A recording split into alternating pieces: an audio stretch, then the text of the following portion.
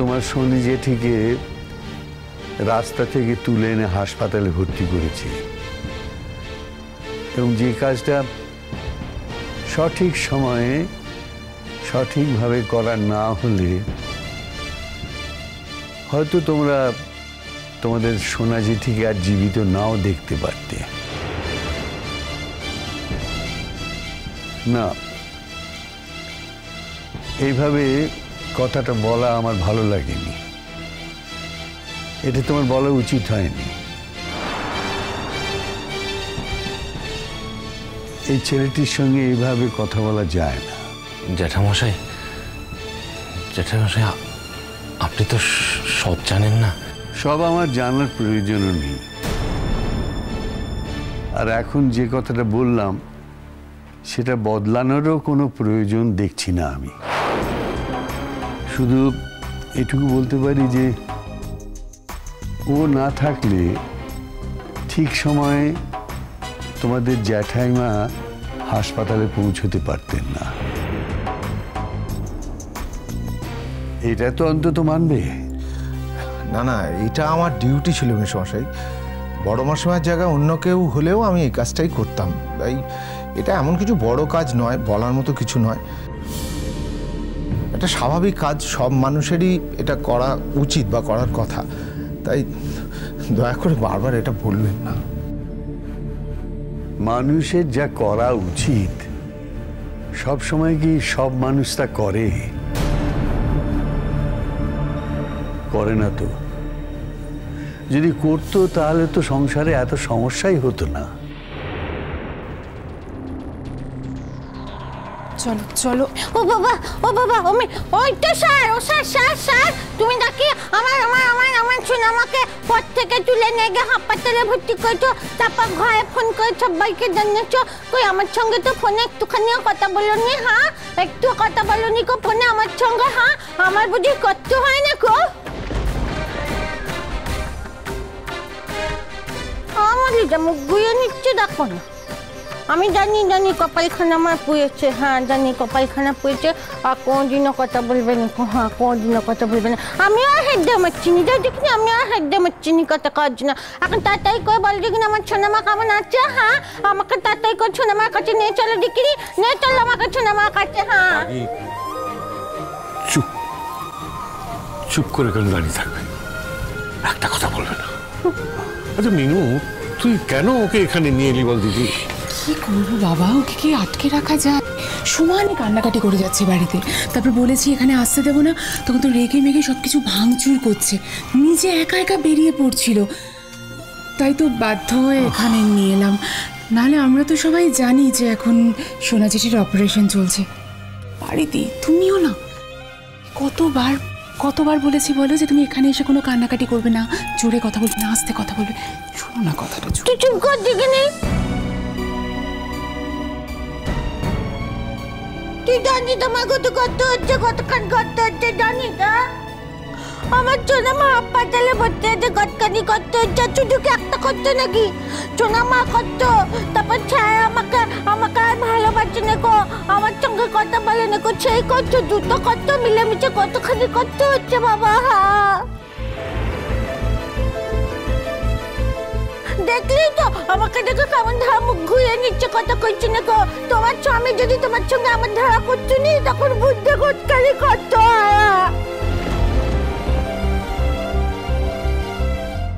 আমি তোমাকে আর আঁকড়ে থাকবো না পারি। তোমার চিঠির কথা তুমি ভুলে যেতে পারো, আমি ভুলিনি। তোমার জীবনে এখন তোমার নতুন স্যার এসে গেছেন, সেখানে আমার যে আর কোনো জায়গা নেই পারি। আমি একখানা পত্র লিখেছিলাম বাপু, আমার কত কষ্ট হয় জানি। সেই পত্রখানার জবাব তো তুমি দাওইনি, উল্টো আমার বাড়ি এসে আমাকে পাকাপাকি ভাবে ছেড়ে দেওয়ার কথা বয়ে গেছো। হ্যাঁ, তুমি কম নিষ্ঠুর স্যার, তুমি কম নিষ্ঠুর।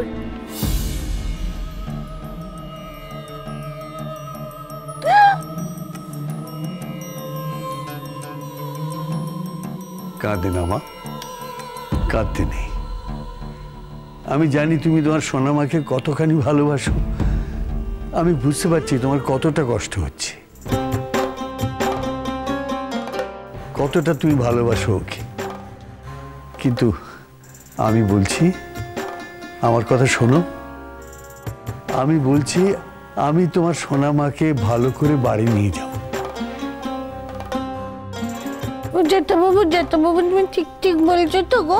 আর সোনামাকে কষ্ট দেবে না তো, আর দেবে না তো কষ্ট সোনামাকে। মেসমশাই আমি বলছিলাম এখন যদি আমি এগিয়ে যেতাম না, প্রয়োজন মতো আমি আবার আসবো, নিশ্চয়ই আসবো। এখন তো অনেকেই আপনারা আছেন, ইনফ্যাক্ট আমাদের হাতে এখন আর কিছু নেই, অপারেশন চলছে। আমি সন্ধ্যাবেলা একবার আসবো, নিশ্চয়ই আসবো একবার।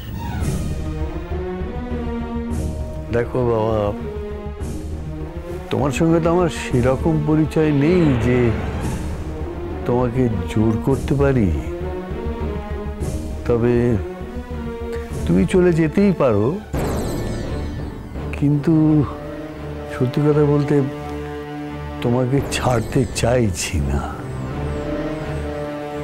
এখন তোমার বিবেচনা। আমার বাড়িকে এভাবে অপরিচিত মানুষের মতো, অনধিকারী একজন মানুষের মতো দেখতে হবে, এ তো কখনো ভাবিনি মেসমশাই। খুব কষ্ট হচ্ছে আমার, তাই পালাতে চাইছি। দেখেছিস তো মিনু, হ্যাঁ এখন হেঁটে দাঁড়িয়েছিল, যেই আমি হেঁটে এলাম অমনি আমাকে দেখে চলে যেতে চাইছে। আমার পর থেকে মনটা উঠে গেছে তো, ওই জন্য আমাকে সহ্যই করতে পারছি না, ওই জন্য হেঁটে থেকে চলে যেতে চাই। সব বুঝি আমি। জেঠাবাবু দেখেছিস তো কেমন ধারণা, হ্যাঁ? এখানে এত জোরে কথা বলে না বাড়ি। আমি জানতাম, আমি তো জানতাম ও এখানে এলে এরকমই করবে। সেই জন্য ফোন করে বারবার করে বারণ করেছিলাম এখানে না আসার জন্য। ও আমার কষ্ট হলে আমি কাঁদতেও পারবো নি, আমি কোনো কথাও বলতে পারবো নি। দেখো আমি কিচ্ছু করতে পারবো নি। চল দেখিনি মিনু, আমাকে সোনামার কাছে নিয়ে চল। হেঁটে দাঁড়িয়ে থাকতে পারছি না বাপু, দেখছিস তো ছাড় আমার চোখে কথা বলছে, মুখ ঘুরিয়ে দিচ্ছে। আমার বুকের ভেতরটা কেমন ধারা করতে হচ্ছে, কেমন ধারা করতে হচ্ছে বুঝছে বলতে পারবো যে হ্যাঁ। এই ছায়ের সামনে দাঁড়িয়ে থাকলে আমার দাঁড়িয়ে করতে হবে। এখান থেকে ধুয়ে নিয়ে চল, সোনামার কাছে গেলে তবু একটু কষ্টটা কমবে। হেঁটে দাঁড়িয়ে এত কষ্ট হচ্ছে না, তুই কখনো বুঝতে পারবি নি লমিনু, তুই বুঝতে পারবি না। কেঁদো না বাড়ি, কেঁদো না। তুমি কাঁদলে আমার বড় কষ্ট হয়। তোমার কান্না আমি মুছে দিতে চেয়েছিলাম, পারিনি হয়তো, তাই তোমার জীবনে অন্য কেউ আসতে পেরেছে।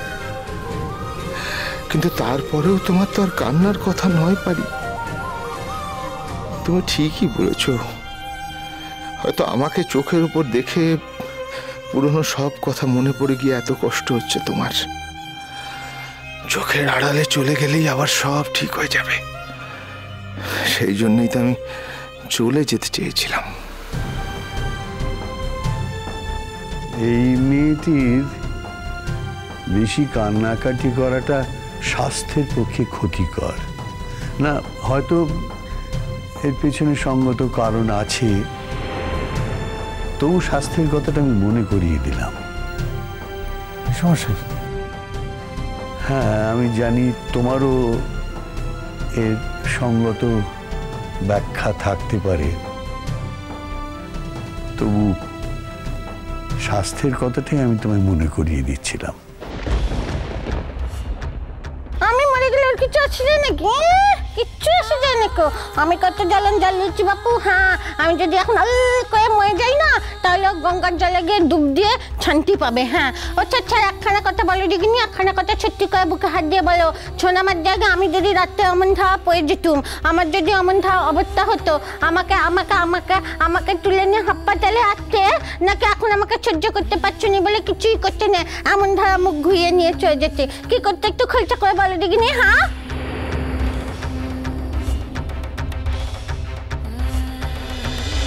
Sunday,